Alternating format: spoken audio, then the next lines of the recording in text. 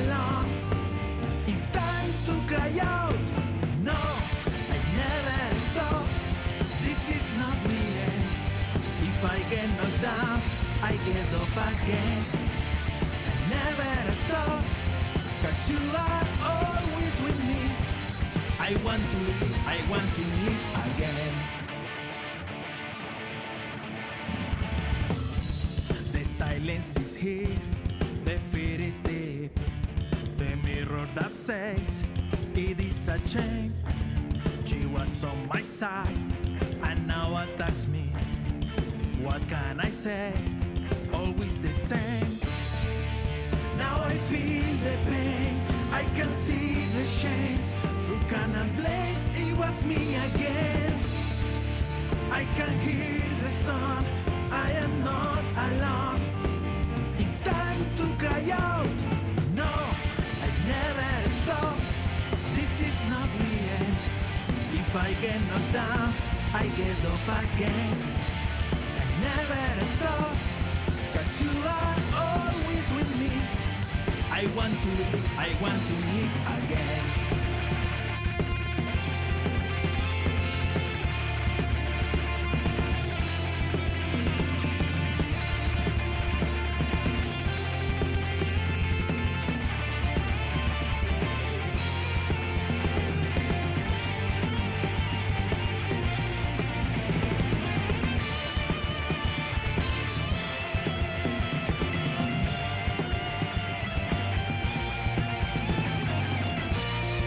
There is pain, but not despair.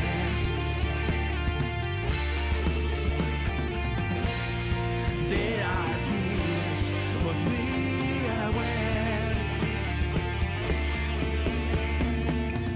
When the storm hits the door, we will find a way, just like before. If you want to give up, just remember there is hope. No, I never stop. This is not the end. If I get knocked down, I get up again. I never stop, 'cause you are always. Ok, ahora sí. Bueno, aquí estamos. Gracias a los que están acá conectados. Hoy estamos haciendo un nuevo episodio, como queramos llamar, aquí a esto de mi canal de Twitch. Y nada, hoy tengo el gusto de hacer una entrevista a la astrónoma venezolana Karina Maoco. Así que sin más preámbulo, la ponemos por acá. Aquí tenemos a Karina. Hola Karina, ¿cómo estás? Hola, hola. Gracias por la invitación. Un gusto estar aquí. Gracias por atender a la entrevista. Bueno, la idea es un poco hablar de tu experiencia como astrónoma por ahí, gracias a... Uy, para leer ese nombre, GPF7PR o por seguir el canal. Gracias. Un poco la onda de las entrevistas o la razón que estoy haciendo esto es porque a mí me gusta mucho mostrar el detrás de cámaras, por así decirlo. Cómo es la astronomía, pero no desde la imagen, que también podemos hablar un poco de eso, pero de los que hacemos astronomía, de los astrónomos, cómo es el día a día, cómo es, sí, el detrás de cámaras, por así decirlo, de la astronomía. Claro. Karina, te presento brevemente. Aquí tenía el link.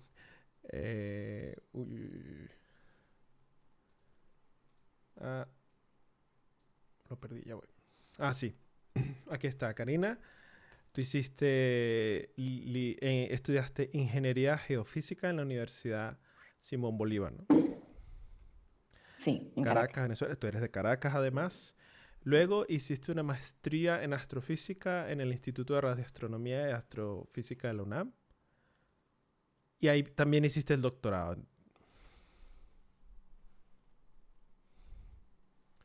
Uy, tenemos una breve desconexión. Ya volvemos. Breve desconexión. muy breve, ya estamos retomando el enlace. Em, estamos retomando. Como de... Ok, ya retomamos. Como decía, Karina estudió astronomía, hizo la maestría y el doctorado en México, y aunque la licenciatura de ella fue en ingeniería geofísica. Ya la estamos llamando otra vez por esta pequeña y breve caída. Aquí estás otra vez. Ok, Aquí está, aquí estoy. aquí está, aquí te recuperamos, no pasa nada. Decíamos, Karina, que Vale. entonces hiciste la maestría y el doctorado en México, ¿correcto? Sí, sí, en el Instituto de Radioastronomía y Astrofísica, Campus Morelia. En este instituto, ¿tú haces el doctorado y la maestría juntos en un solo paquete o tienes que hacer primero la maestría y luego el doctorado? Sí, aquí sería primero la maestría, que son 2 años, y luego el doctorado, que son 4 años más. Así son todos los institutos que forman parte de la Universidad Nacional Autónoma de México, ¿no? Que es la UNAM. Ok, y en ese caso, aunque de eso hablaremos un poco después, en ese caso, los chicos que estén interesados en estudiar algo así, consiguen un financiamiento o algo que cubre todo el Ujú. proceso, tanto la maestría como el doctorado. Sí, o por lo menos la forma en que yo lo hice, te dan una beca para tu poder estudiar el posgrado, pero en el caso de, o sea, para poder tenerla la primera, apenas llegues, tienes que tener un promedio equivalente, obviamente, que sea en el caso de México, como es del 1 al 10, del 8 para arriba. Ok, Si tú ya llegas con ese promedio durante tu licenciatura, entras de una vez como ya para ser ayudado por esta beca. ok, Si no, tendrías que iniciar el primer semestre por tu propia cuenta y si ya tienes buenas calificaciones y tienes una calificación de 8 o más, entonces ya puedes ser parte también de la beca y eso sirve tanto para maestría como para doctorado. ok, entiendo. Bueno, más adelante Ujú. vamos a volver a ese punto, pero quisiera preguntarte un poco, eh, ¿por qué estudiaste, bueno, tú estudiaste ¿por qué estudiaste ingeniería geofísica primero? Claro. Sí, claro, claro. Sí, cuando estaba en Venezuela, bueno, uno sale del liceo, ¿no? De la preparatoria, y pues uno no sabe muy bien qué es lo que quiere ni nada. Entonces a mí siempre me había llamado muchísimo la atención todo lo que tenía que ver con los fenómenos geológicos de la Tierra, ¿no? Me encantaban los volcanes, también me encantaban las tormentas eléctricas y los huracanes y todo eso, ¿no? Entonces yo era fascinada con todas esas cosas. Entonces justo tenía un vecino que él era ingeniero geofísico. ¿No? De la Simón Bolívar. Entonces, claro, yo sabía que él tenía mucho conocimiento en física y todo, yo sabía que me gustaba mucho las matemáticas y la física, Ok. entonces fui y le pregunté, ¿no? Oye, mira, me gusta toda la parte de los volcanes, de toda esta cosa, ¿qué me recomiendas? Y obviamente él como ingeniero geofísico, pues no, la mejor carrera del mundo, estudié ingeniería geofísica, ¿no? Entonces yo estudié en geofísica e ingeniería en la Simón Bolívar. Y la verdad me gustó mucho la carrera, es muy bonita, estudié muchas cosas de geología y así. Pero bueno, como sabes, en Venezuela la gran mayoría de los ingenieros físicos terminan en la petrolera, ¿no? Entonces yo estudié en la petrolera, en PDVSA, 1 año y esa parte sí no me gustó, ¿no? Realmente no era lo mío, la parte del petróleo. Y entonces siempre, desde chiquita, me habían llamado mucho la atención, pues todo lo que eran las constelaciones, las estrellas, me gustaba mucho ver todos esos programas de Cosmos y todo ese tipo de temas. Entonces yo dije, no, pues ya, o sea, ya hice toda esta carrera que tiene algo que ver, ¿no? con la parte de la física, entonces quiero ver si puedo entonces ahora seguir como el sueño de toda la vida, que era ser astrofísica. Ok. Entonces por eso luego ya fui a México sin pasar por el Observatorio de Venezuela, sin pasar por el SIDA, Ah, lo cual es claro, muy, muy peculiar. claro. Nunca pasé por ahí, sino que directo de terminar la ingeniería geofísica, bueno, y de trabajar en la petrolera, pues me fui y me vine aquí a México a hacer mis estudios de doctorado. Pero básicamente pasé, fue con un camino un poco extraño, pero al final llegué a lo que realmente era mi pasión, que era la astrofísica. Ok, o sea que, ok, te entiendo. Pero pudieras un poco rastrear ese cierto deseo por o esa, sí, el gusto por la astronomía aún antes de haber estudiado tu carrera. Solo que en el momento Sí, por supuesto. habías decidido otra opción.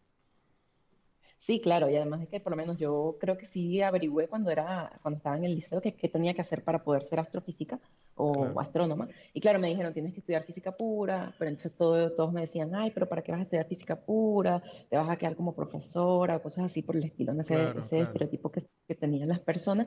Y además, pues entonces yo sabía que el observatorio quedaba en Mérida y yo estaba pues en Caracas, en Los Teques, realmente soy de Los Teques, pero nací en Caracas.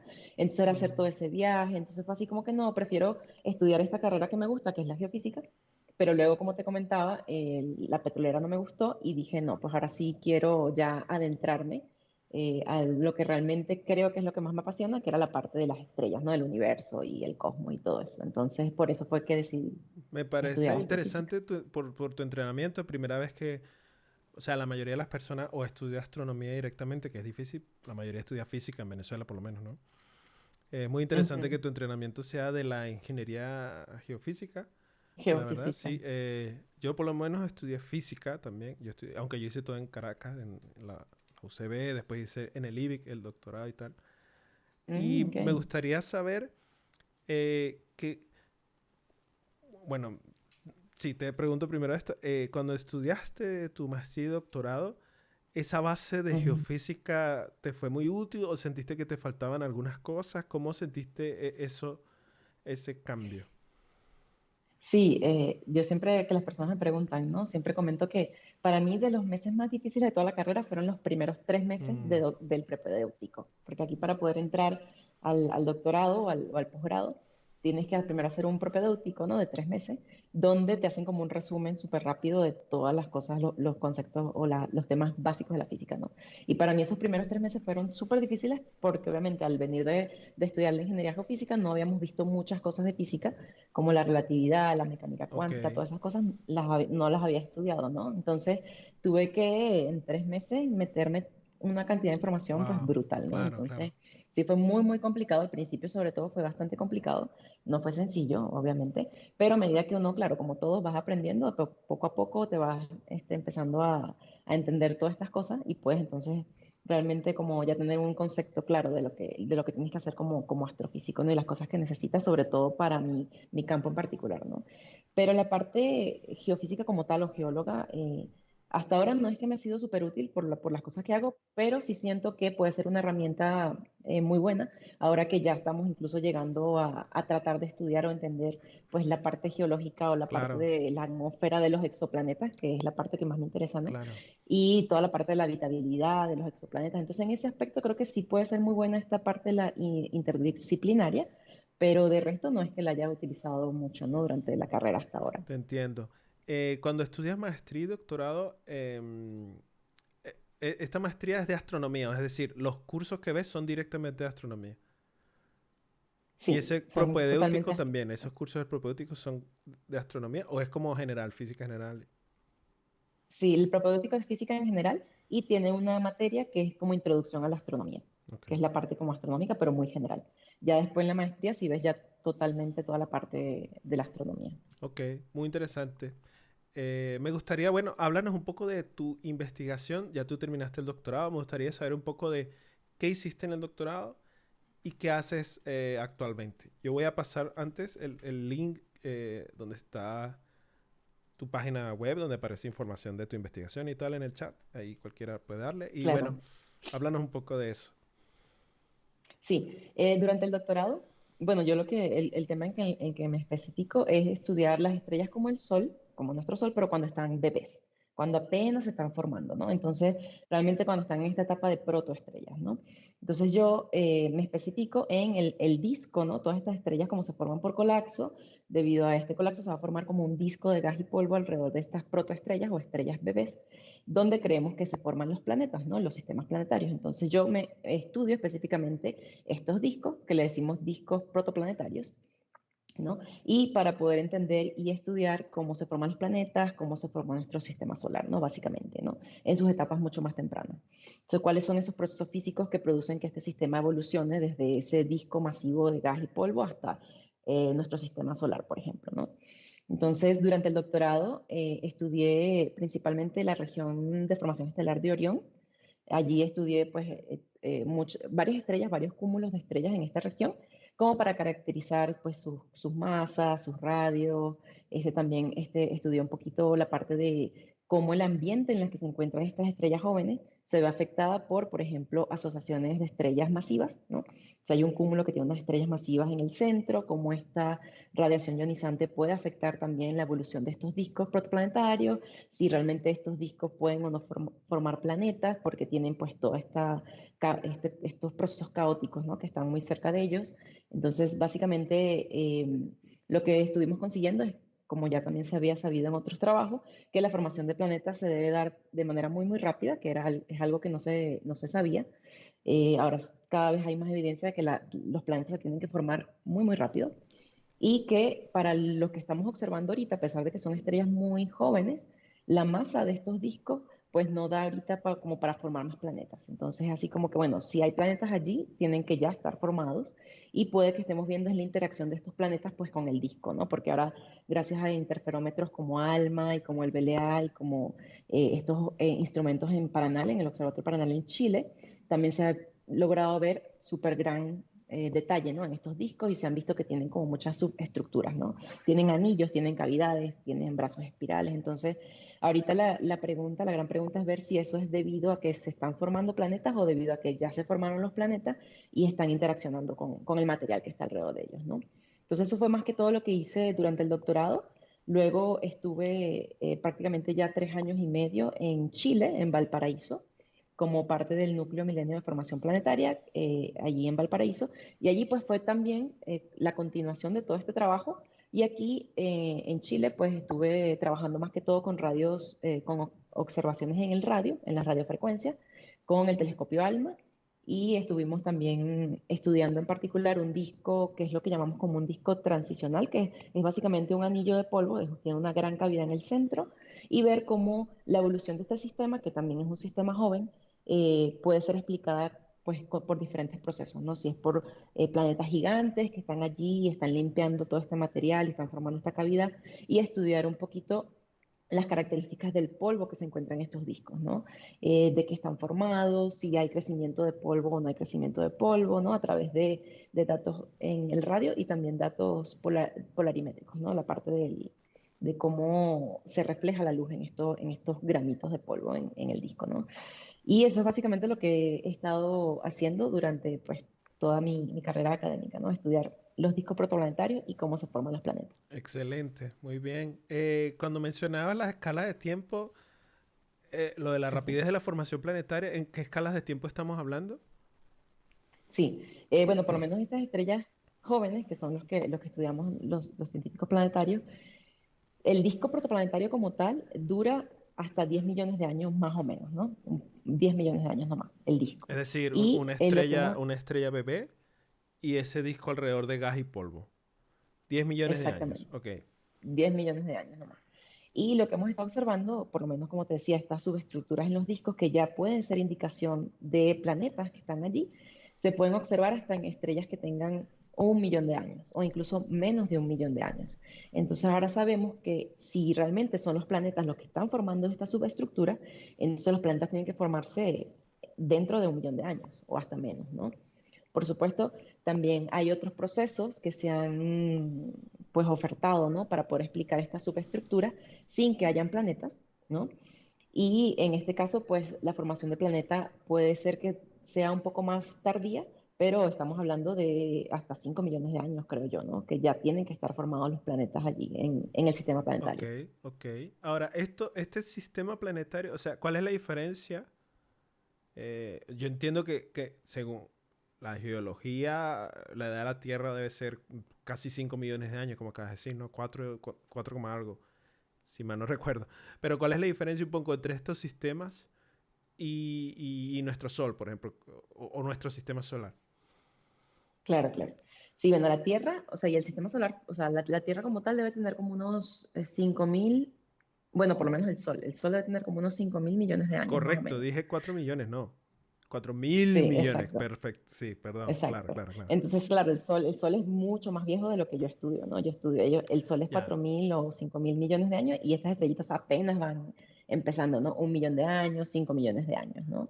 O sea, Y pues esa sería la diferencia ese de millón edad, de ¿no? años es entre el disco y que el planeta tenga su propia gravedad, o sea, la definición de planeta como tal. exactamente, Claro. sí, claro. Sí, por supuesto. Y, Entonces, claro. claro, lo que estamos cada vez más observando es que la formación de planetas va sumamente ligada a la formación de la estrella. Realmente está formando el planeta cuando todavía está formando la estrella Exacto. también, porque la estrella todavía Exacto. no está totalmente formada. Recuerda que te dije que estas son protoestrellas, o sea, ni siquiera son estrellas que están en la secuencia principal. Claro. Todavía no empiezan a fusionar el hidrógeno ni nada de esto, ¿no? Entonces apenas están colapsando, pero se ha visto que van de la mano, ¿no? La formación de las estrellas va de la mano con la formación de los planetas también. Ah, me parece interesante. Yo de esa área, sinceramente, no sé casi nada realmente. Sobre todo, yo me especializo en astronomía rayos X y últimamente ha habido Mm, mucho estudio de exoplanetas, pero porque lo que quieres es determinar si el viento de las estrellas es capaz de destruir la atmósfera. Y ahí en rayos X es donde claro. puedes medir un poco eso. Entonces, muchas veces hemos podido descartar planetas capaces, aún estando en zonas habitables, básicamente porque los rayos Ujú. X son tan fuertes que, mira, aunque esté ahí, la estrella destroza la atmósfera, ¿no? Eh, eh, por Exactamente, ahí claro, sí. claro. Ah, muy, muy interesante. Has mencionado que utilizaste eh, observaciones radio y, Sí. y ¿qué otra has utilizado? Sí, claro. Utilizamos observaciones de radio para estudiar estos discos. También datos polarimétricos con, bueno, es un instrumento que ya no está en el Observatorio de Paranal, pero se llama ANACO. Está en uno de los telescopios del BLT en Paranal. Y también, obviamente, pues toda la parte de la caracterización de las estrellas como tal es con la parte de espectroscopía, ¿no? En el óptico y también en el infrarrojo, como para poder estudiar, pues, la acreción de las estrellas, ¿no? Que obviamente sí, ¿por qué el disco es importante? Bueno, porque el disco es el puente entre la envolvente que envuelve todo el sistema, porque todo esto está colapsando, Sí, y la estrella, ¿no? Entonces el disco realmente es la que alimenta a la estrella. Entonces el disco va alimentando a la estrella y por eso la estrella va creciendo, ¿no? Y va ganando masa y todo. Entonces este proceso se llama acreción, ¿no? Acreción de masa. Y esto también se estudia a través de la espectroscopía, ¿no? A través de estas líneas de emisión que uno puede más o menos pues, estimar ciertas características, ¿no? Entonces, a través de la espectroscopía y de los rayos y de las observaciones en el radio, es que uno puede tener una imagen global de todo el sistema, ¿no? excelente. Por acá mandan en el chat saludos cordiales a tu invitada, quien busca mostrar de forma clara tanta información que posee. Otro orgullo venezolano. Muy bien. Gracias, gracias. Cuando Así observas es. esto, cuando hablamos de exoplanetas, no nos referimos a discos Ujú. planetarios, ¿o sí? O sea, cuando tenemos esta lista de exoplanetas que se han encontrado, incluye aquellos que están en formación, por así decirlo. Ok. Sí, claro, sí, todo esto, sobre todo, hay unos cuantos que sí son de estrellas un poco más evolucionadas, pero la gran mayoría son de estrellas jóvenes que tienen un Mm, disco protoplanetario y que se han detectado estos exoplanetas, que ya van como más de 5.000 exoplanetas que se han sí, descubierto, pero la gran mayoría de estos exoplanetas son detectados de manera sí, indirecta, ¿no? Porque si, por ejemplo, por el movimiento que hace la estrella y todas estas cosas, ¿no? No es realmente una foto, una detección exacta del claro. exoplaneta. Ok, bueno, muy interesante. Me gustaría preguntarte, bueno, esta pregunta la voy a dividir en dos. ¿Cuáles son las grandes preguntas por responder en tu área? Y luego, ¿cuáles crees que son las grandes Mm, preguntas por responder en la astronomía en general? claro. Bueno, yo creo que en mi área como tal, una de las grandes interrogantes es precisamente cómo se forman los planetas, ¿no? Realmente esa es una pregunta muy abierta. Sabemos que se tienen que formar de alguna forma porque los hemos detectado, ¿no? Ya van más de 5.000, pero realmente es difícil saber cómo el polvo pasa de el tamaño típico del medio interestelar, que es unas pocas micras, ¿no?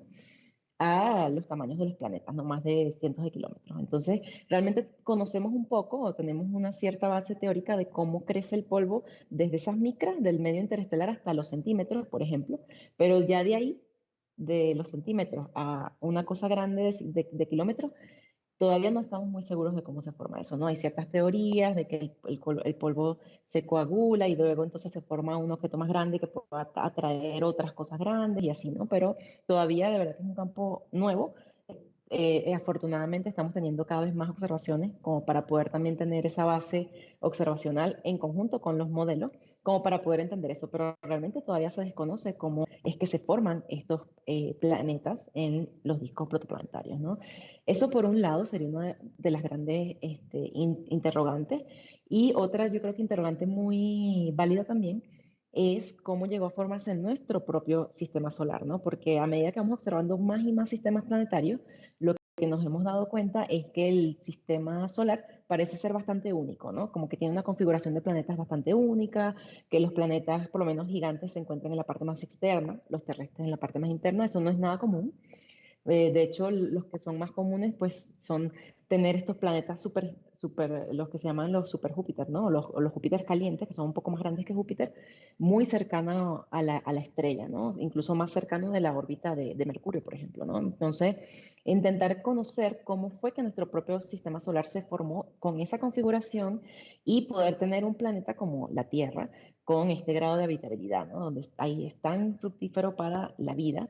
Yo creo que es una de las interrogantes que a medida que van saliendo muchas más observaciones y muchas más misiones, ¿no? Como el JWST, el James Webb, que también va a ayudar mucho a la parte de las atmósferas de los exoplanetas, pues yo creo que también se van a ir saliendo resultados muy interesantes, ¿no? Pero yo creo que serían como las dos que yo, por ejemplo, consideraría muy importantes en la parte Es de cierto mi campo como tal, ¿no? perdón, que te Ahora, interrumpa, es cierto que yo había, sí, ujú, en lo poco que conozco de parte de formación planetaria, había visto eso de que nuestro sistema solar es muy complejo y sobre todo notamos lo complejo que es cuando empezamos a ver hacia afuera, ¿no? Y cuando vamos de planeta en planeta y exactamente. vemos las diferencias o tan brutales entre los planetas, es como, wow. Recuerdo siempre en los textos menciona mucho Ujú. el hecho, por ejemplo, de que el planeta Urano esté como acostado, ¿no? Y girando, girando al revés, por ejemplo. Era como, pero bueno, ¿qué está Sí. pasando aquí? Lo que no sabía era lo de que acabas de mencionar, que esta configuración de planetas rocosos cerca de la estrella y planetas gaseosos grandes, gigantes, lejos, no es común. Eso me llamó la atención. Sí, sí, eso es lo que hemos estado observando. Por supuesto, también hay que tener en cuenta que en parte puede ser una Claro, limitación de claro. las observaciones, ¿no? Porque nosotros somos más sensibles a las cosas Mm, brillantes, ¿no? Entonces, por eso pues se mm, detectan muchos planetas gigantes, muchos Júpiter caliente y toda esta cosa, ¿no? Claro, los planetas terrestres, pues sí, tendrías que tener mucha sensitividad, ¿no? Como para poder observar en este tipo de estrellas, a la distancia en que están, este tipo de cosas, pero de este lado sí se ha visto que esta configuración no es nada común, ¿no? Y como tú dices, claro, conocemos el sistema solar muy a fondo y podemos saber todos esos detalles de las complejidades de las órbitas de cada planeta y todo esto, ¿no? Pero a medida que quizá vayamos mejorando un poco las observaciones, no sé hasta qué tanto vamos a poder llegar también a ese nivel en sistemas planetarios externos, ¿no? Pero será sí. muy interesante ver con toda esta gran gama de exoplanetas que se cuentan, qué tanto se parecen y qué tanto no se parecen a nuestro sistema solar, ¿no? Y si esta cosa única del sistema solar pues se mantiene también a lo largo del Mm, tiempo o no, ¿no? Y tratar de explicarlo. muy interesante. Y bueno, ¿cuáles crees que sean las grandes preguntas en la astronomía en general? Claro. Bueno, yo creo que hay muchas, ¿no? Y obviamente pues yo siempre estoy como viciada a cierta área, ¿no? A cierto campo, y de otras preguntas soy muy ignorante, no conozco muchas cosas, ¿no? Obviamente. Pero yo creo que una de las que más me llama la atención a mí y me interesa a mí, de las primeras, es el origen del universo, ¿no?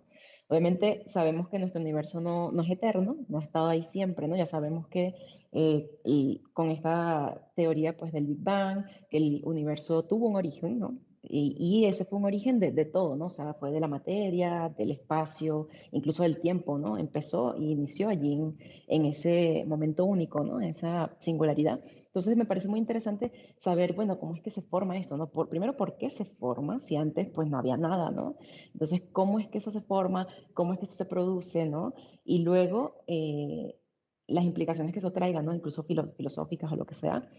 Y también cómo es que, dado toda esa configuración inicial y dado esa forma de que aparece de por qué hay todo cuando antes no había nada, otra pregunta muy interesante para mí sería cómo se dan todas estas condiciones, ¿no? Todo este como podemos llamarle como este ajuste fino que existe en el universo, donde pues produce un planeta como el nuestro, ¿no? Con tanta habitabilidad, con donde se puede formar vida y es algo que pues tampoco hemos observado todavía en otras partes, ¿no? Entonces yo creo que serían una de las dos principales preguntas que creo que la astrofísica es clave para poder abordarla. Sería el origen del universo y luego este tipo de diseño que se ve en el universo para que en la Tierra pueda haber esta grandes cantidades de vida, ¿no? Y de complejidad que tenemos.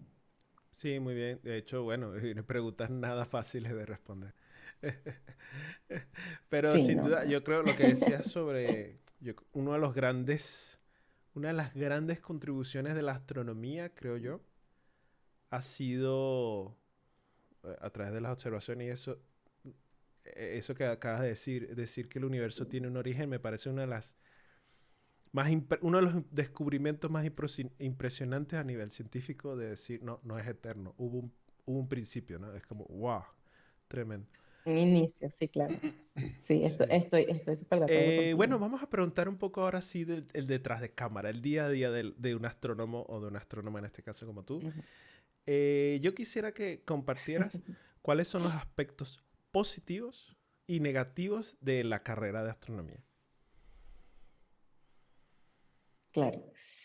Para la parte positiva, bueno, obviamente a mí me encanta la ciencia, ¿no? Me encanta el conocimiento y yo disfruto mucho, pues, lo que hago, ¿no? Entonces yo creo que gran parte de la parte positiva de mi carrera es que me encanta conocer todos estos procesos, ¿no? Me encanta llenarme de esa información, entender un poco los procesos físicos que se ven involucrados, ¿no? En este universo que tenemos. Entonces yo creo que adentrarse a todas estas cosas, todos estos misterios que uno los veía antes como, wow, como muy alejados, ¿no? Uno puede ir internalizando un poco y entendiendo un poco y es fascinante, ¿no? Realmente fascinante poder conocer todas estas maravillas de la naturaleza que tenemos. Entonces, ese sería un punto muy a favor porque es lo que me encanta, ¿no?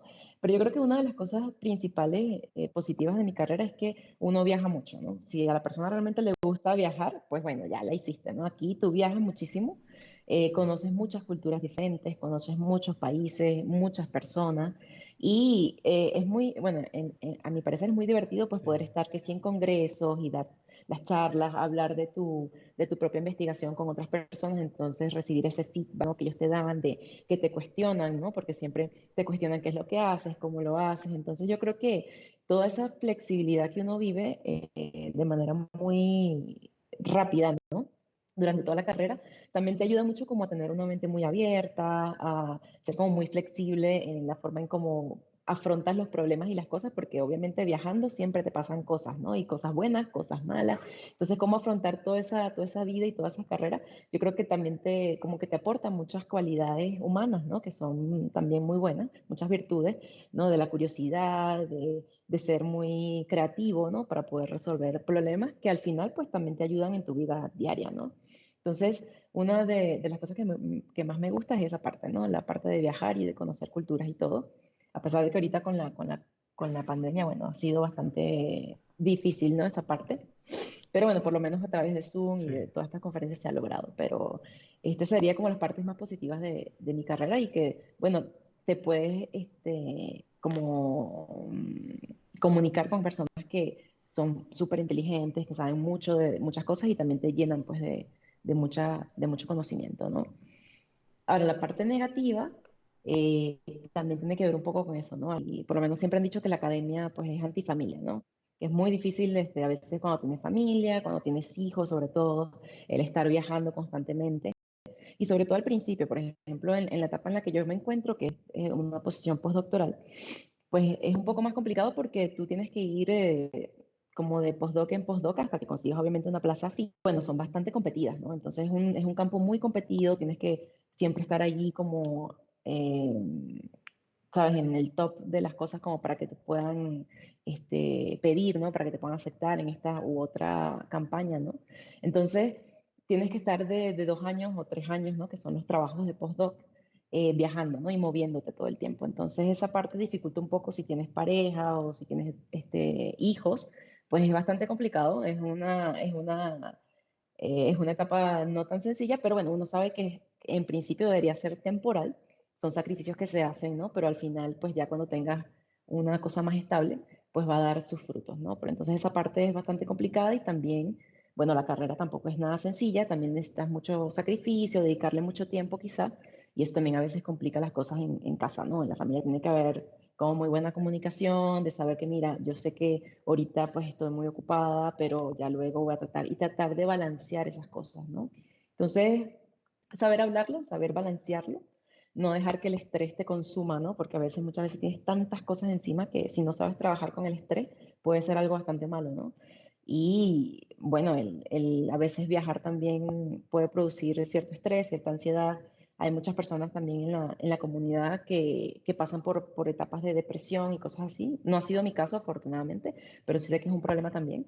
Entonces serían como que las pequeñas negatividades de la carrera, ¿no? Muy buena tu diagnóstico, excelente. La verdad es que sí, con respecto a- acabo de olvidar una cosa que habías mencionado de la parte positiva. Oye, lo tenía en la mente. Era la parte de los viajes, de las culturas, de ser flexible, que te da creatividad. Sí, em, la parte de los viajes, claro. Esa es una de las cosas que uno también puede vender muy bien, porque es verdad, uno tiene la oportunidad de ir a lugares que uno jamás pensó, sobre todo en nuestro contexto, ¿no? Venezuela, claro, Caracas, etcétera, ¿no? Ir a sí, los mejores lugares y que habla también muy bien de la educación que uno recibió en Venezuela también. claro, Y claro. con...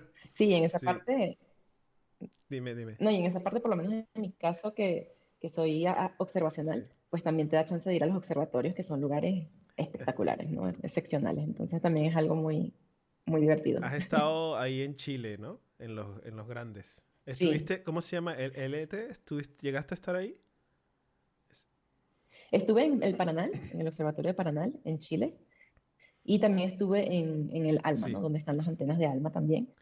Y estuvo espectacular, me me encantó, la imagino. verdad, esa experiencia. Bueno, yo siempre menciono que se está construyendo un megatelescopio actualmente tan grande como el Coliseo Romano. O sea, es exageradamente, es ridículamente grande. Pero va a ser un espectáculo, ¿no? Sí, sí. Eh, Sí, de hecho en el observatorio uno ve la planicie que ya donde van a hacer ese telescopio, sí. entonces, Ah, mira, qué loco. sí, sí, sí. Con respecto a las partes negativas, cierto, también lo que menciona es más.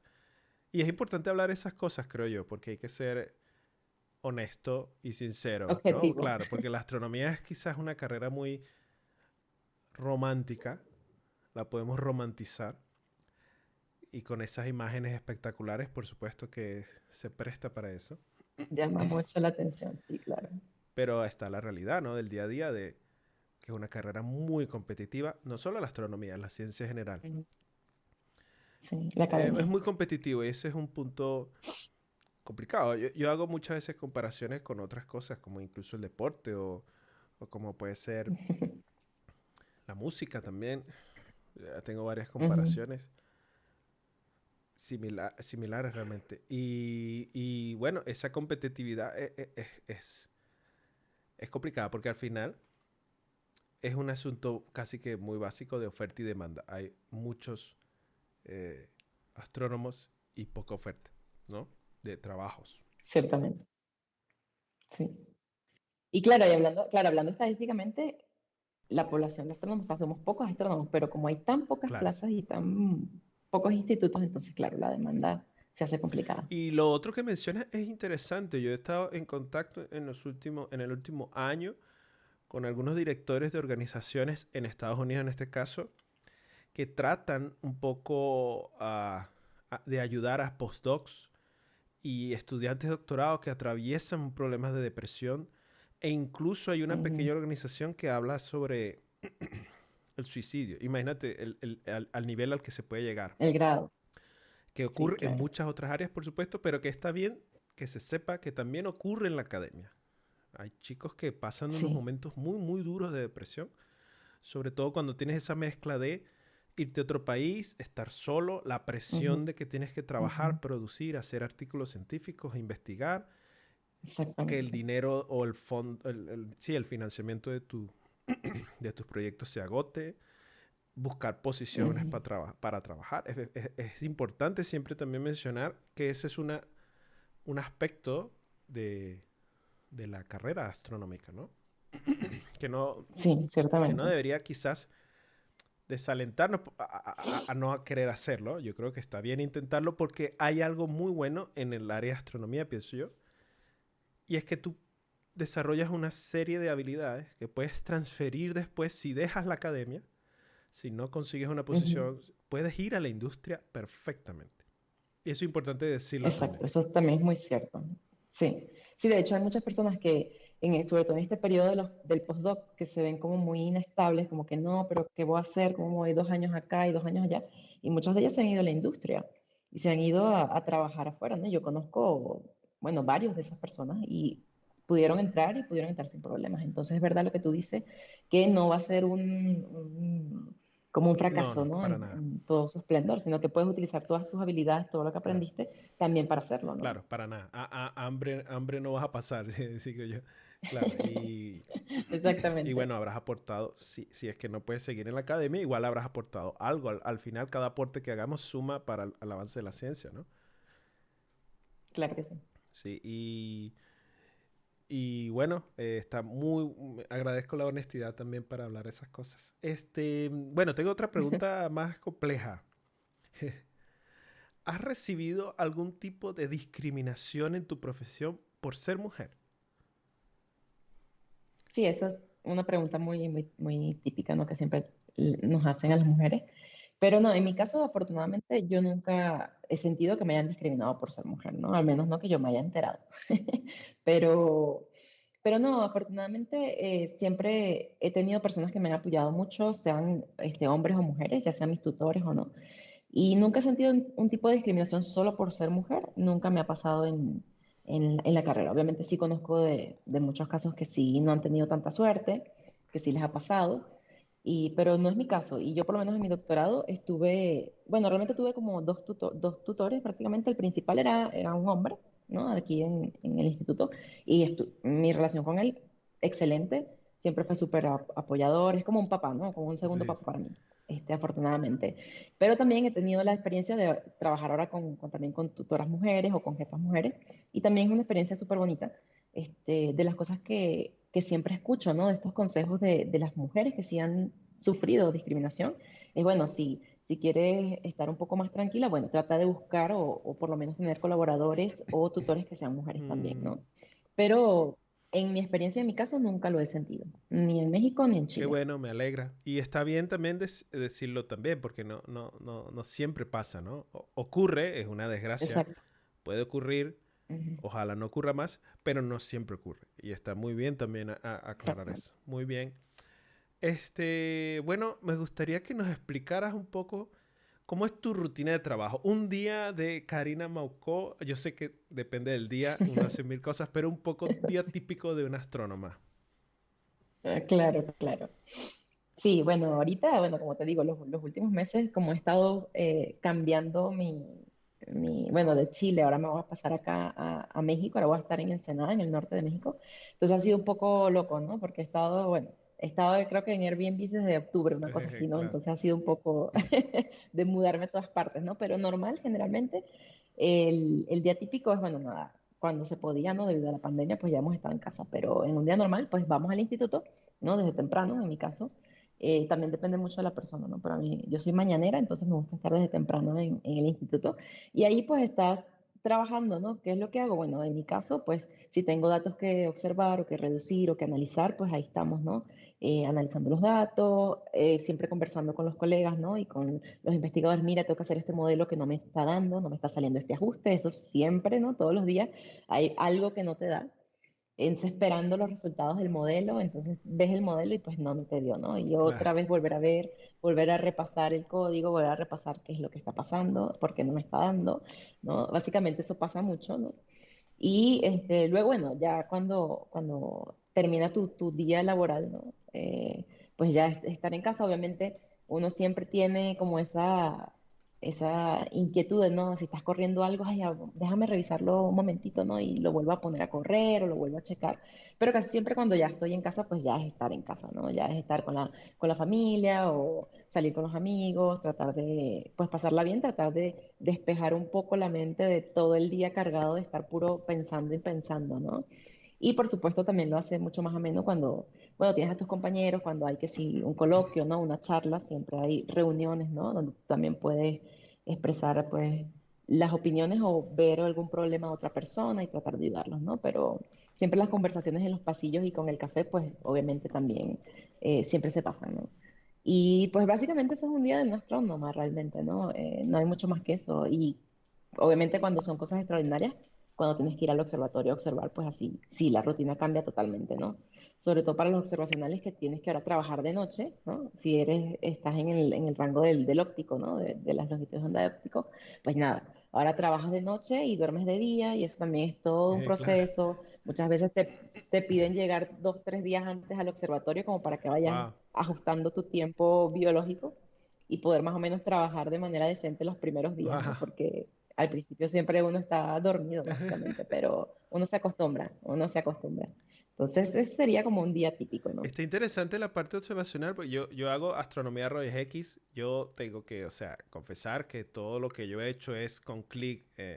Bueno, también tú lo haces con clic en un ratón, pero yo no he tenido que trasnochar e ir a ningún lado porque todo está en satélites y los datos casi Claro, que hasta los procesan por uno. Bueno, uno tiene que reprocesar siempre, por supuesto, pero ¿cómo es esa experiencia claro. en un telescopio? Yo visité alguna vez los telescopios en Venezuela, pero ¿cómo es esa experiencia de un astrónomo?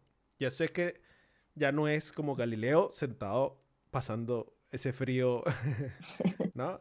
Eso es lo que sé, Exacto. que esa idea romántica ya no existe. ¿Cómo es observar en Sí, un telescopio? sí. Bueno, a mí me parece súper, súper divertido. Obviamente, pues sí, es mucha responsabilidad, ¿no? Sobre todo cuando te toca sola, que ya estás tú y nadie más, ¿no? Pero, y es mucha carga de trabajo también, tienes que estar pendiente como de muchas cosas, pero es sumamente divertido. A mí me encanta ir a los observatorios. Primero, porque te vas allá y es un sitio que está como muy solo, ¿no? Mm, O sea, es silencio mm, total, estás en la montaña, entonces estás así viendo siempre paisajes mm, hermosos, ¿no? Entonces por ahí ya uno se siente como más mm, relajado, porque estás con un paisaje espectacular, ¿no? Pero normalmente depende mucho del observatorio, ¿no? Por ejemplo, en Paranal, como son instrumentos que no se mueven tanto, ¿no? Siempre están como un mismo instrumento en un telescopio. Entonces ellos mismos, dada que es la organización de la ESO, pues ahí pues hacen un súper buen trabajo y ellos tienen todos los datos ya como calibrados. Todas las calibraciones que uno debe hacer para poder observar en esa noche, pues ya las hacen por ti. mm. Entonces pues tienes un poquito más de libertad. Puedes realmente pasar la tarde pues haciendo lo que más te guste, descansando o durmiendo, ¿no? Y ya solo vas y observas, ¿no? En ese momento. Pero, por ejemplo, cuando vas a otro tipo de telescopio o de observatorios, por ejemplo, yo he ido mucho al Observatorio de las Campanas, que queda también ahí en el norte de Chile, Ujú. a los observatorios de Magallanes, uno de los observatorios de Magallanes, que son como de 6 metros, creo, me parece, de Ok. diámetro, o 8, no recuerdo. Entonces ahí sí tú tienes que también hacer tus calibraciones. Entonces ahí sí es un poco más de trabajo porque tienes que ir desde las 2 3 de la tarde a hacer las calibraciones, ¿no? A poner todo en orden para que luego, bueno, a las 5 de la tarde más o menos que terminas tus calibraciones, vas al comedor, cenas algo, ¿no? Porque tienes que comer, Mm. y ya luego entonces vas otra vez al telescopio como tipo 8 de la noche o 7:30, dependiendo de cuándo caiga el Que eso sol. es Y ahí entonces sí, perdón, eso es una sala. Claro, no estás con el sí, telescopio enfrente, ¿no? Es una claro, sala claro, en otro sí. lugar con monitores, pantallas, todo conectado y tal, claro. Exactamente, sí, por lo menos en Magallanes sí tienes el telescopio muy cerca, ¿no? O sea, tienes ahí la sala y tienes una puerta, abres la puerta y está el Qué telescopio genial. ahí, ¿no? Grandísimo. Entonces está muy genial. Y sí, es una sala cerrada y tienes un montón de monitores, ¿no? Y obviamente algo que no sé si la gente sepa es que nosotros, por lo menos los astrónomos, no movemos el telescopio. Claro. Eso los mueven los operadores del telescopio, ¿no? Son personas especializadas y capacitadas para mover el telescopio. Yo creo que eso es algo muy bueno porque si nos ponen a nosotros a mover el telescopio, bueno, o sea, rompemos el pobre telescopio, ¿no? Claro. Entonces, tú solo le dices, le mandas tu lista de catálogos o de estrellas de lo que sea que vayas a observar y le dices, pasa a la estrella número tal, ¿no? Y ellos te mueven el telescopio. Ahora ponme tal filtro, te ponen el filtro y uno como que está pendiente más que todo es de la parte que a uno le corresponde, ¿no? Mm, Cuánto tiempo vas a estar exponiendo, qué tipo de cosas mm. quieres, el ruido y todo esto, ¿no? Pero sí, es una sala cerrada y uno lo ve a través de un monitor, ¿no? Pero, y ya ahí, una vez que llegas, a partir de que empieza el sol a ocultarse, pues ya tienes que empezar a observar dependiendo de cuántas horas te hayan dado, pero si es toda la noche, pues toda la noche, literalmente hasta las 6 de la mañana Wow. del día siguiente. ¿Y los datos que Entonces sí es recibes bastante trabajo. los puedes de una vez analizar o falta además un reprocesamiento y tal después? Sí, siempre tienes que procesarlos. Entonces tú los descargas, obviamente, y ya te vas con tu disco duro, ¿no? O si lo logras calibrar de una vez, pero casi siempre te vas con tu disco duro allá a tu casa y entonces ya los procesas, ¿no? Y ya tienes entonces, y ahora sí, los datos ya que puedas ser analizados, ¿no? En el futuro. ¿Y si te ha tocado observar sola, sin tú encargándote de todo? Sí, claro, sí, sí, me ha tocado varias veces ya. Pero es bonito, ya. Yo creo que una de las cosas que me hizo sentirme ya como una astrónoma fue precisamente cuando ya me tocó estar sola, que yo hacía todo, ¿no? Que yo tenía que estar pendiente de todo. Y sobre todo cuando ya estuve en casa y que me di cuenta que todo Claro, claro. funcionó, ¿no? Que todo salió bien, que no me faltó una calibración de no sé qué y que puedo realmente trabajar con esos datos, es que realmente me sentí como científica. Muy interesante. Debe ser muy emocionante realmente eso. Es, es muy loco que como astrónomos, es que la astronomía abarca tantas áreas, ¿no? Que yo nunca he vivido esa experiencia y lo más probable por mi carrera como apunta es que nunca la vaya a vivir. Creo que nunca iré a un telescopio de esos ópticos a ver nada, ¿no? Y hay gente que Claro. lo vive. Pero por ejemplo, la semana pasada entrevisté a Miriam y ella se encarga del telescopio de rayos X, ¿no? Y nos Ah, contaba genial. anécdotas de cómo a veces todas las pantallas se ponían en rojo y ella estaba como, Dios mío, se explotó, no sabes qué hacer. Es como, claro, es otra área de la Sí, astronomía, ¿no? La astronomía tiene muchas áreas y eso también es importante nunca olvidarlo. No es solo una cosa. Vigilia astronómica, dicen exactamente. por ahí. Exactamente. Sí, ciertamente, Bueno, ciertamente. ya estamos un poco terminando, ha sido muy interesante. Me gustaría que nos compartieras algunos consejos que le darías a jóvenes adolescentes en Latinoamérica, o donde sea, que quisieran estudiar astronomía y ser científicos en general. Claro, claro. Bueno, yo creo que uno de los principales consejos, quizás basados en mi experiencia, es que, bueno, que primero persigas tus sueños, ¿no? Yo sé que suena mucho como a Sí, cliché, pero es verdad. Si es un sueño que uno quiere, que es algo que realmente te apasiona y que te gusta, entonces vas a poder pasar por muchas cosas, muchos obstáculos, pero ahí vas a seguir, ¿no? Porque es lo que te apasiona, es lo que te llama y es lo que quieres hacer, ¿no? Entonces, siempre persigan su sueño, por muy grande que mm, sea. No dejen de intentarlo, ¿no? Traten de buscar los medios, traten de hacerlo, ¿no? Obviamente, en la ciencia, pues se necesita pues mucha perseverancia, mucha constancia. Vas a tener que sacrificar muchas veces mucho tiempo, muchas horas de sueño, porque vas a estar ahí pues estudiando, claro. ¿no? O sea, es la verdad. Pero que tampoco se abrumen, ¿no? Porque nadie nace aprendido, como dicen, ¿no? Eso fue uno de los consejos que me dio el vecino que me dijo que estudiara ingeniería geofísica. Él me dijo, mira, es que eso lo vas aprendiendo poco a Claro, poco. O sea, ahorita puedes saber mucho, pero eso siempre va poco a poco. claro. Y es verdad. Entonces, sean perseverantes, sean constantes, no se rindan. Obviamente van a tener fracasos, todos tenemos fracasos, todos siempre nos frustramos, salimos mal en un examen o al principio de verdad que no te entra un concepto y por más que lo entiendas, no lo hagas. Yo siempre cuento una experiencia que tuve, de hecho, en el doctorado. Al principio yo creo que también por esta parte de que venía de una ingeniería y que todavía me faltaban ciertas componentes de la física, ¿no? Al principio los exámenes para mí eran Claro, dificilísimos, ¿no? claro, O sea, yo de claro. verdad no, es que no me Mm, salían. Y recuerdo un profesor que tenía en ese momento que él me decía, es que tú entiendes, tú haces tus tareas y todo, pero a la hora de los exámenes como que no se te mm, da, ¿no? Y yo en mi mente lo que pensé, en vez de tomármelo mal o algo, yo en mi mente dije, bueno, no se me da ahorita, pero se me va a dar. O sea, mi cerebro lo va a entender y voy a hacer todo lo que sea necesario, así tenga que estudiar más que los demás, así tenga que pasar más tiempo en el libro que los demás, lo voy a entender. Entonces, eso llega y entonces que no se frustren, ¿no? Que sigan adelante y que disfruten también de la carrera, ¿no? Que disfruten del camino, ¿no? Recorrido, de las cosas que se aprenden, que cada fracaso es un aprendizaje también. Yo creo que es algo muy importante y sobre todo creer en uno mismo. mm. Yo creo que eso es fundamental. Creer que sí lo puedes hacer. O sea, yo recuerdo cuando yo hablaba de que quería hacer astrofísica, pues mucha gente se quedaba así como que, ah, Claro, ¿qué claro, es eso, claro, no? ¿Con qué se come claro. eso? O sea, pero no, o sea, sencillamente creer que sí se puede, que si otros lo han logrado, como yo no lo voy a lograr, yo también puedo lograrlo, y tratar de reunirte o ubicarte en los sitios correctos, ¿no? Mm. Tratar de buscar el apoyo correcto, buscar buenos tutores, buenas personas que más o menos hagan lo que tú crees que quieres hacer y echar para adelante. Ese sería con mis consejos. Muy bien, muchas gracias. Realmente la perseverancia es muy importante en esta, Ujú. así como en muchas otras situaciones en la vida, ¿no? Me recordaste Sí. con lo que contaste de los exámenes, que cuando yo estudiaba la licenciatura de física, en el cuarto semestre hubo un examen que salí horrible, horrible, horrible, el peor examen de mi vida. Y yo recuerdo que fue ese un momento, cuarto semestre, licenciatura, todavía dices, si esto no es para mí, a lo mejor hay que buscar otra cosa que hacer. Recuerdo que Sí. recibí la nota y ese día típico de película, la lluvia y yo caminando bajo la lluvia en el campus, pensando qué estoy haciendo con mi vida, de verdad tengo que estudiar física, yo quiero ser astrónomo, pero Dios mío, esto es muy complicado. Pero hay cosas que llorar está bien a veces, me refiero a drenar, pasar la tristeza, pero hay Exacto. momentos donde eso no resuelve nada. Hay momentos donde puedes Ujú. quejarte, sufrir, llorar, pero no hay otra cosa que hacer sino, bueno, esforzarse más.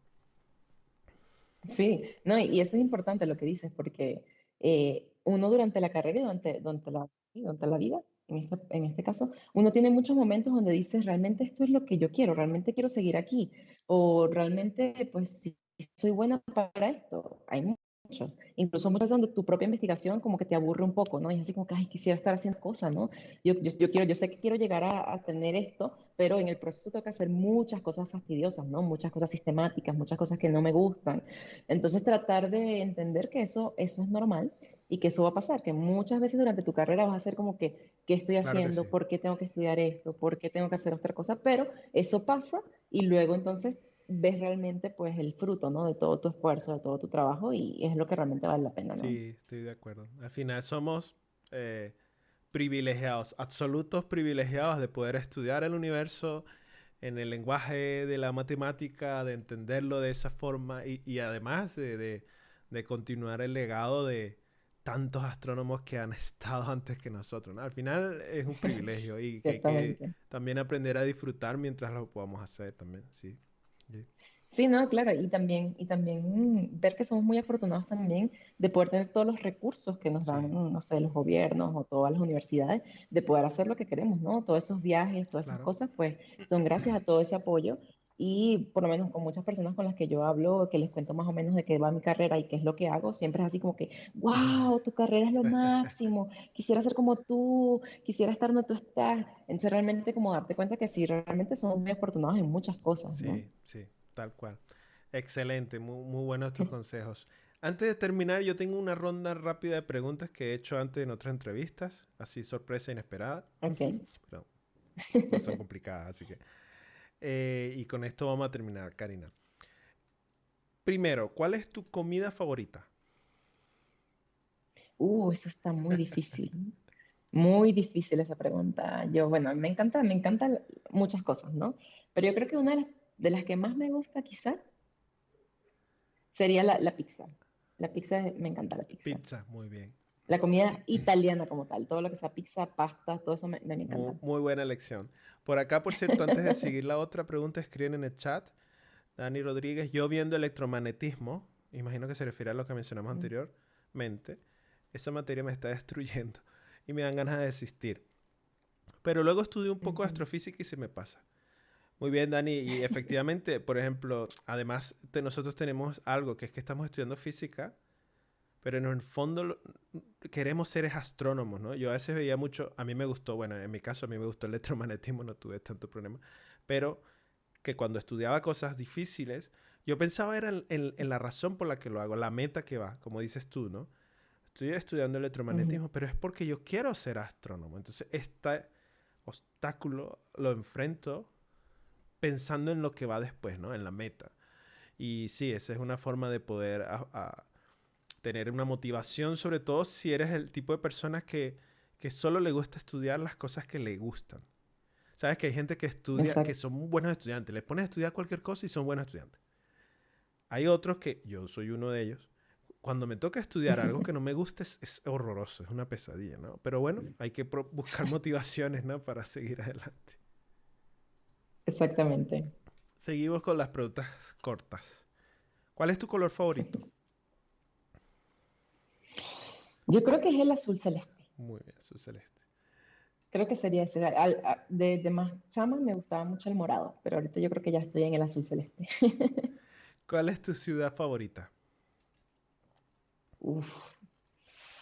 Mi ciudad favorita, bueno, tampoco es que conozco mucho, no tengo muchas Claro. experiencias, pero yo creo que una de mis favoritas es Morelia, que es donde Ah, estoy, mira. ¿no? El instituto donde hice el doctorado y todo es Morelia, se llama en México.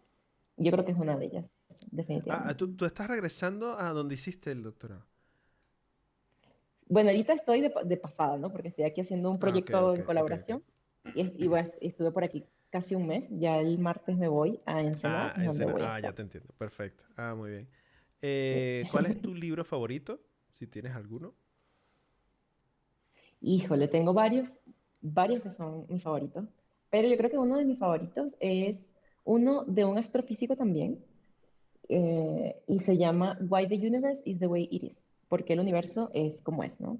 Entonces, claro, es un libro, él es un astrofísico, pero sí es como un astrofísico cristiano, ¿no? Entonces habla más que todo de cómo el diseño del universo, pues, puede implicar, ¿no?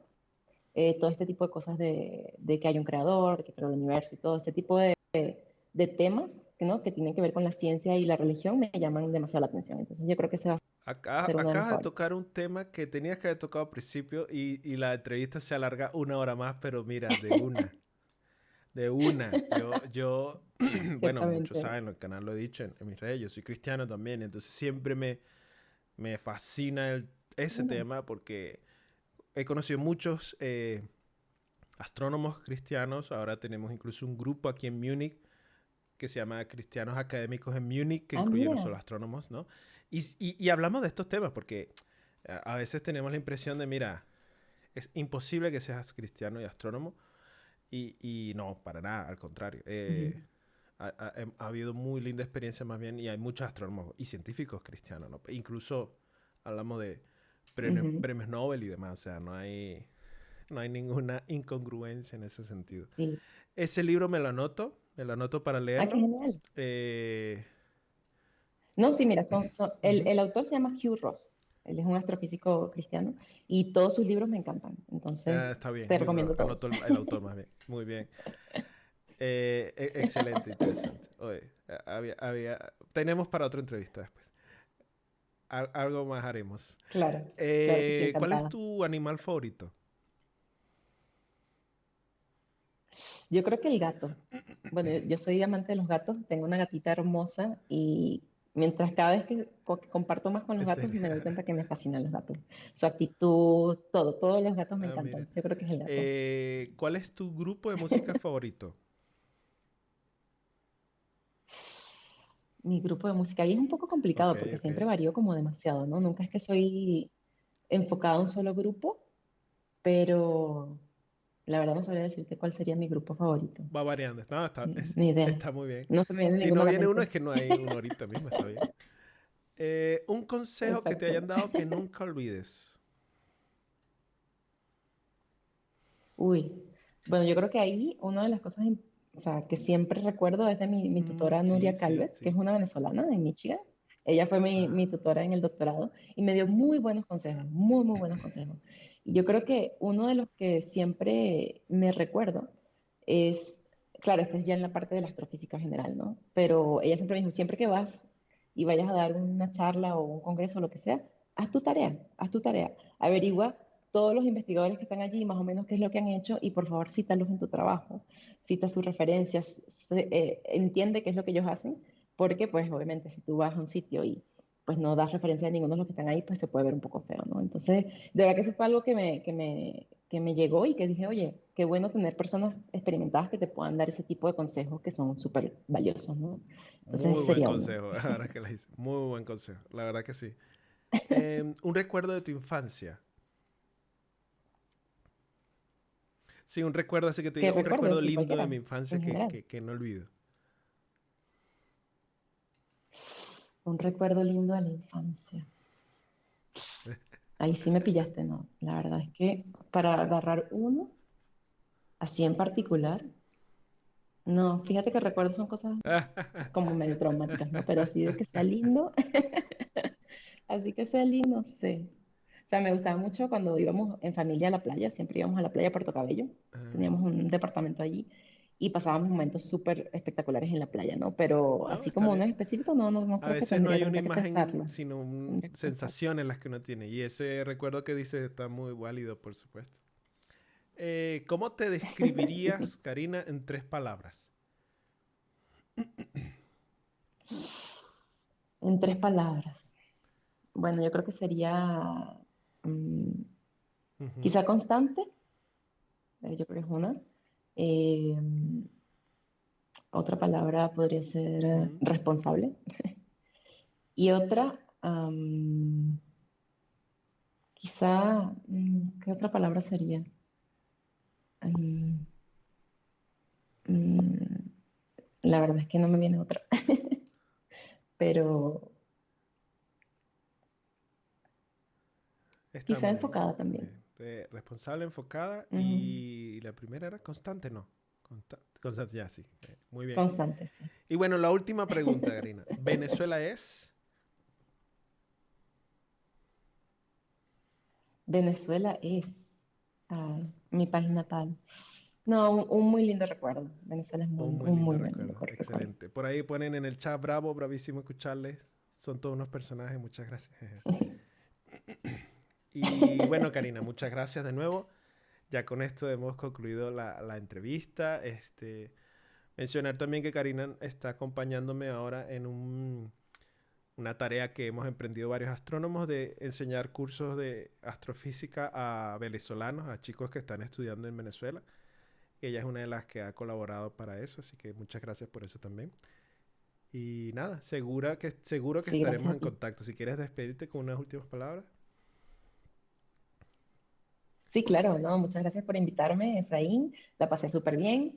Espero pues poder seguir con otras entrevistas también en el futuro.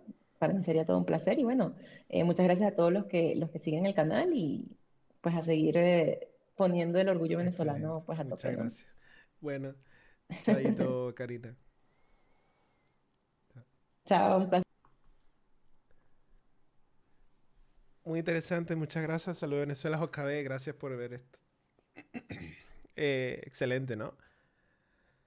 La astronomía tiene muchas áreas, así que siempre yo aprendo muchísimo con estas entrevistas. Yo, aún siendo astrónomo, hay muchas cosas que desconozco, que no he vivido, que no son parte de mi experiencia.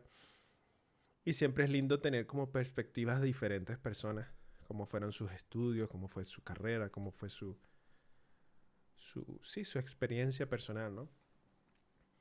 Así que espero que les haya gustado la entrevista. Vamos a seguir haciendo entrevistas, aunque últimamente he entrevistado a muchos astrónomos. Por ahí es que entrevisté a una escritora hace tiempo.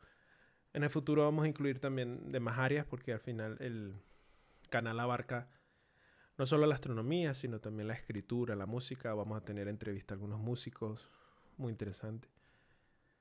Pero antes, bueno, para terminar, yo quería compartir, porque me hicieron una entrevista. Como algunos saben, yo he escrito un par de libros y tuve una entrevista acerca de mi primer libro que se llama 9 planetas, por cierto. Y aunque no es un libro de astronomía, es un libro de relatos. Y bueno, vamos a compartir acá la entrevista. Yo puedo leer un poco acá de la entrevista y las preguntas que me hicieron porque estaba muy interesante. Hola Efraín, es un placer poder hablar contigo sobre tu obra 9 planetas. Esta recopilación de 9 relatos trata temas como la guerra, la muerte, la justicia, la paz, la libertad, el amor, entre otros, desde una perspectiva muy personal. Primera pregunta, si tuviéramos que describir esta obra con una palabra, sería genial, original. ¿Qué te impulsó a escribir estos relatos? Bueno, todo surgió cuando comencé a escribir una serie de poemas, tomando como inspiración para cada uno de ellos diferentes objetos astronómicos. Eh, no voy a leer todo, voy a leer solo la parte más porque es un poco extensa, ¿no? Yo recuerdo que yo empecé a escribir poemas y un día empecé a escribir un poema sobre el sol. Y me di cuenta que la poesía se quedaba corta para escribir acerca del sol. Y pensé, a lo mejor la mejor opción es escribir relatos. Por otro lado, la lista de objetos astronómicos es larga. Yo recuerdo que tenía 50 objetos astronómicos y yo había pensado, voy a hacer un poema de cada objeto, desde planetas hasta la materia oscura, la energía oscura, cúmulos de galaxias, en fin. Entonces, si escribía relatos de cada objeto, iba a ser un libro infinito, muy largo. Entonces dije, ¿sabes qué? Voy a escoger solo los planetas del sistema solar, porque son muy diferentes entre sí, porque sus nombres también están asociados a algunas cosas. Recordemos que los nombres de los planetas vienen de la mitología romana, que a su vez viene de la mitología griega. Entonces había como una forma interesante de hacer historias, relatos. Porque Venus, por ejemplo, está asociado al amor, o Marte está asociado a la guerra. Entonces era como, bueno, voy a tomar estos nombres como inspiración para relatos. Este libro es la mezcla perfecta de literatura y astronomía. ¿Qué ha supuesto para ti mezclar y combinar dos de tus grandes pasiones? Bueno, ha sido un placer para mí combinar astronomía y escritura. A veces no es fácil porque yo no quería hacer un libro de astronomía como de enseñanza, sino tomar inspiración de la astronomía para escribir relatos. Yo creo que un aspecto importante de la escritura y del arte en general es la inspiración. En mi caso, la astronomía fue la fuente de inspiración de estos relatos. No solo por los numerosos objetos astronómicos que incluyo en el libro, sino que además la astronomía es una ciencia que abarca temas muy complejos como el significado del tiempo, el espacio. Creo que es una de las cosas por las que me gusta la astronomía. Hablamos del tiempo, del espacio, del origen de la vida, del origen del universo. En fin, la astronomía abarca muchos temas que son muy buenos para hacer libros acerca de eso, ¿no? Diría que la combinación entre astronomía y escritura fue algo inevitable en mi caso. Los relatos transmiten un mensaje, pero también pueden estar abiertos a otras interpretaciones. ¿Buscabas esta finalidad cuando las escribiste? ¿Crees que los lectores se identificarán desde su propia experiencia personal? A mí me encantan las historias que te dejan que no sabes cuál es el final. Una de mis películas favoritas, por ejemplo, no sé si alguno ahí estará de acuerdo o le gustará, es Inception, del director Christopher Nolan, con Leonardo DiCaprio como protagonista. Es un peliculón. Y una de las cosas que más me gusta es que el final es ambiguo. Tú terminas de ver esa película y tú dices, ya va, ¿qué está pasando aquí? No tengo idea de cómo terminó esta película. Me gusta eso a nivel en general. Y me gusta mucho leer libros así. Entonces, la ciencia ficción te permite tratar temas como la humanidad, el alma, la conciencia, el tiempo. Y en lo personal, como me gustan esos libros así ambiguos, aunque yo tengo un mensaje que quiero transmitir, me gusta que no quede tan 100% claro y que de esa forma cuando lees el libro puedas un poco hasta sacar tu propio mensaje. Y muchas veces cuando me han compartido experiencias de lo que un lector descubrió de mi libro, ha sido muy interesante descubrir nuevas formas de ver un relato que yo escribí pensando de otra forma, ¿no? La verdad es que me gusta, es interesante. Cada uno de los relatos está situado en un espacio-tiempo distinto. Además, alternas entre la primera persona y la tercera persona de singular para narrarlos. Cuéntanos, ¿cuál relato te resultó más difícil de escribir? Yo hice un relato por cada planeta. Para mí, el más difícil de escribir es el relato de Júpiter. Me costó mucho encontrarle un ritmo a ese relato. Recuerdo que escribí como 4 versiones. Cambié el narrador, cambié los protagonistas. La trama no, porque casi siempre cuando escribo la trama la tengo ya muy clara. Y casi no cambia. Pero una de las cosas que más he aprendido a cambiar... Uy, ¿qué pasó acá? La cámara se colapsó. Una de las cosas que más he aprendido a modificar es el narrador.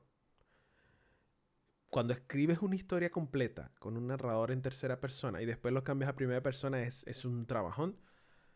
Pero a veces se beneficia mucho la obra, ¿no? Están pasando cosas raras aquí con la cámara. Debe ser algo de la batería, pero voy a estar... Vamos a ver. Voy a hacer un momento, cerrar esto.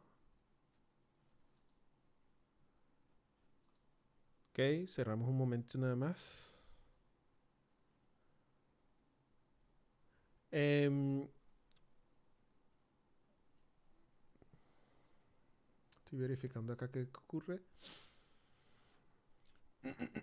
Bueno, a ver si ya se arregló. Los relatos están ambientados en cada uno de los planetas que conforman el sistema solar, ¿no? Es imposible elegir un planeta favorito. ¿Cuál es tu planeta favorito? Me preguntan.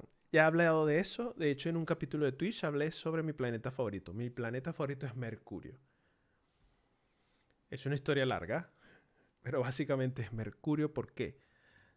Porque cuando Isaac Newton propuso su teoría de la gravedad, funcionó muy bien para el universo que se conocía en la época, pero había un problema.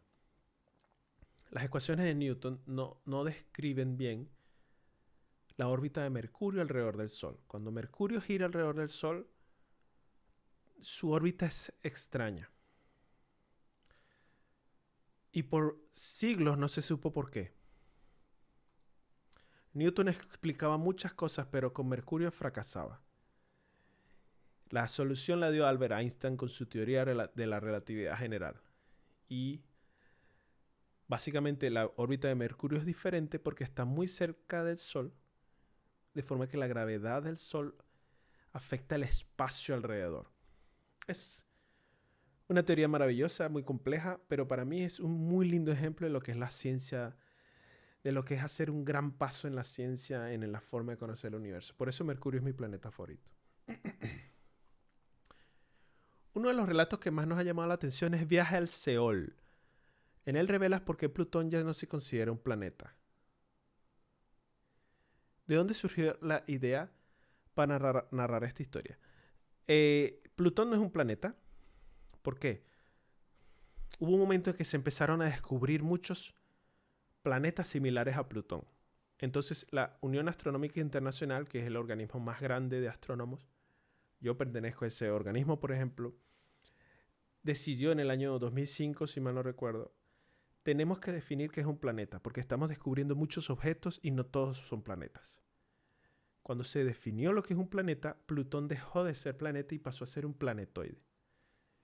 Hasta ahí todo bien, pero como a mí me gusta, yo soy como muy creativo, y también me gustan mucho esas teorías de conspiraciones y de paranoias que a veces ocurre. Lo que yo decidí fue crear una historia de que la verdadera razón por la que Plutón ya no es un planeta es porque algo pasó ahí. Es porque los humanos hemos descubierto algo en Plutón que no conocíamos. Y nos dio tanto temor que decidimos sacar a Plutón de la lista porque no queremos nunca más hablar de Plutón. Esa es la historia. Es ficción, por supuesto, pero había algo que me gustaba también. Una analogía, una metáfora. Plutón, en la mitología romana, era el dios de la muerte. Entonces me gustaba mucho combinar todo esto y decir algo como un poco la trama gira en torno a la muerte, que es una parte natural de nuestro mundo. Es algo que no queremos saber nada de eso. Buscamos formas de vivir para siempre. Entonces, ese es como Plutón. No queremos que sea planeta, queremos que se olvide, que nadie más sepa de Plutón. Una analogía con la muerte también. En la corte del rey, el último relato, hay una audiencia real donde participan todos los planetas.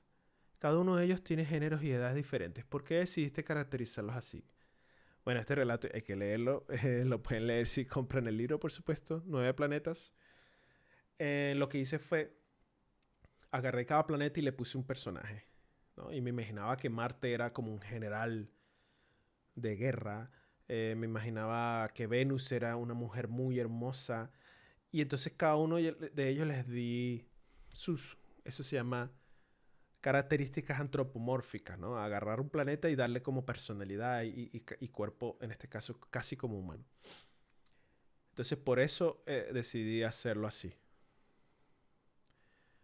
En este mismo relato se trata un tema muy actual, el cambio climático. En tu opinión, ¿crees que este problema mejorará en el futuro? ¿Estamos a tiempo de salvar el planeta? Esa pregunta, voy a leer la respuesta que yo di. La pregunta es, ¿estamos a tiempo de salvar el planeta respecto al cambio climático? Me parece que el daño que hemos hecho al planeta es irreversible. Yo sé que es una afirmación pesimista, pero es la conclusión a la que yo, Efraín, llego al leer los diversos reportes y artículos científicos que abordan el tema. Quizás podamos retrasar algunas décadas el colapso definitivo, pero para mí la falta de voluntad de nuestros políticos y de los gobiernos es muy evidente y no vamos a poder evitar la catástrofe que va a llegar. Esa es mi opinión, sinceramente. Mi pronóstico un tanto sombrío es que cada vez habrá menos lugares aptos para que el hombre viva. Quizás tome un siglo, no tiene por qué ser en nuestra generación, pero eventualmente ocurrirá. El cambio climático es devastador, o sea, yo creo que no hemos hecho suficiente a tiempo. Este es un libro autopublicado, correcto. Yo no publiqué con editorial. Yo contraté los servicios para que hicieran la portada, para que hicieran la edición, la corrección. Contraté una editora y contraté para que la maquetación, la estructura. Y bueno, hasta ahora el libro ha ido muy bien. Lo bueno es que no fui estafado. Las personas a las que contraté fueron profesionales todos excelentes en su área, así que excelente el libro, leído muy bien. Y para mí ha sido más difícil escribir el libro que publicarlo. Recientemente has publicado un libro llamado Cairoscopio, correcto, el año pasado. Esta obra también está muy ligada a la física. ¿Qué nos puedes contar sobre él? Bueno, Cairoscopio ya está publicado, ha ido bastante bien también. Y trata sobre relatos inspirados en unidades de tiempo. Yo agarré, por ejemplo, el segundo y escribí un relato. El año escribí otro relato. La década, etc. Aparte de 9 planetas y cairoscopios, también has publicado cuentos en diversas revistas literarias de fantasía y ciencia ficción. Dinos, ¿siempre has escrito relatos? ¿Te atreverías a explorar un género literario distinto? Bueno, mi carrera como escritor yo comencé escribiendo microrelatos. Relatos cortos de 50 palabras. Y empecé a participar en concursos. Y me di cuenta que mis relatos eran finalistas, siempre fueron seleccionados en la lista final, algunos llegué a estar en el podio, en los 3 mejores, no llegué a ganar uno todavía, pero me di cuenta como que eso me sirvió para medirme y yo dije como que se me da a escribir. Parece que sí. Ese fue lo que me motivó a escribir más. Al darme cuenta que mis relatos eran aceptados, eran finalistas de concursos, ¿no? Luego empecé a escribir relatos cortos y empecé a enviarlos a revistas también, con una sola condición. Tenían que ser revistas que no aceptaran todos los relatos que les envían. Para mí era importante que un editor revisara el relato y decidiera si valía la pena o no publicarlo, porque me servía para medir, de nuevo, si tengo talento para escribir, ¿no? Y los relatos que escribí empezaron a ser publicados también y me sirvió de nuevo de impulso y dije, pues parece que sí tengo talento para esto, ¿no? Entonces empecé a escribir relatos en forma de libro, ya llevo 2, pero ya estoy escribiendo novelas. Este año, si todo sale bien, puede que salga una seguro y quizás 2 novelas. Y una de ellas, la primera parte de una trilogía que estoy haciendo. Va a estar muy interesante. No puedo decir mucho. Ciencia ficción. Sobre esta saga, esta trilogía, lo único que puedo decir es que hay androides ahí. Eso es todo lo que puedo decir. Así que nada, esta fue la entrevista que me hizo la editorial Tregolán. Muy buena entrevista. Por ahí están haciendo en sus redes sociales también un poco publicidad al libro. Y nada, si alguien no lo tiene, lo puede buscar. 9 planetas. Efraín Gatús. Y bueno, yo creo que con eso estamos por hoy, ¿no? La semana que viene vamos a ver qué hacemos. Me gustó mucho el juego Universe Sandbox que probamos ayer. Quiero probar algunas cosas más con ese juego acerca de creación de galaxias y agujeros negros, etcétera. Está muy interesante, muy entretenido. Yo creo que lo voy a usar, lo voy a a streamear un par de veces más. Así que nada, eso es todo por hoy. Espero que les haya gustado la entrevista. La verdad es que la pasé muy bien. Y pues nada, por acá nos veremos la próxima vez. Gracias por estar acá y hasta la próxima.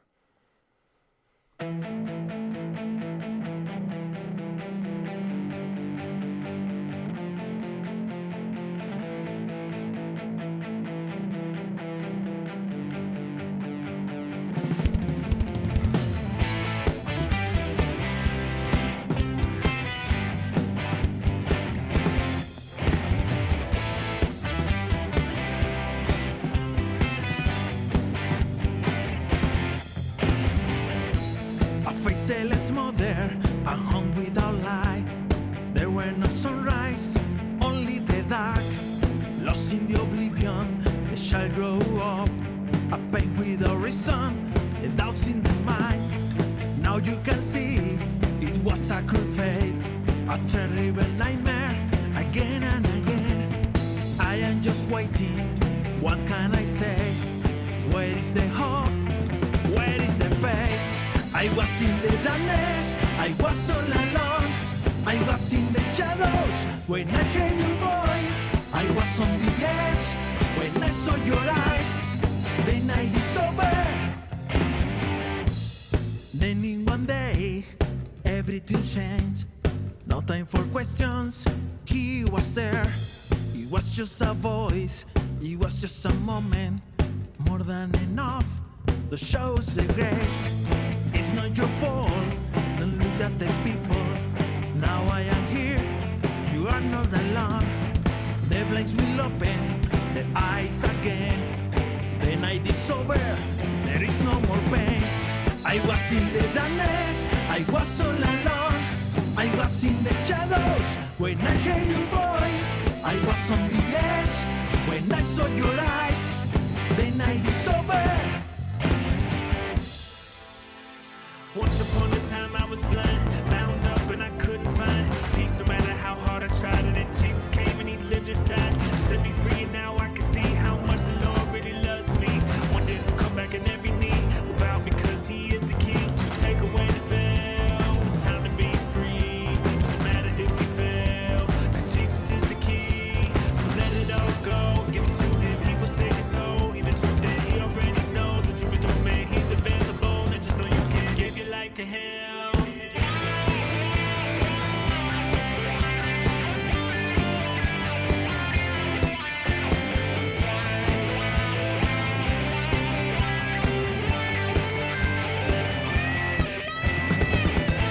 I was in the darkness, I was all alone. I was in the shadows when I heard your voice.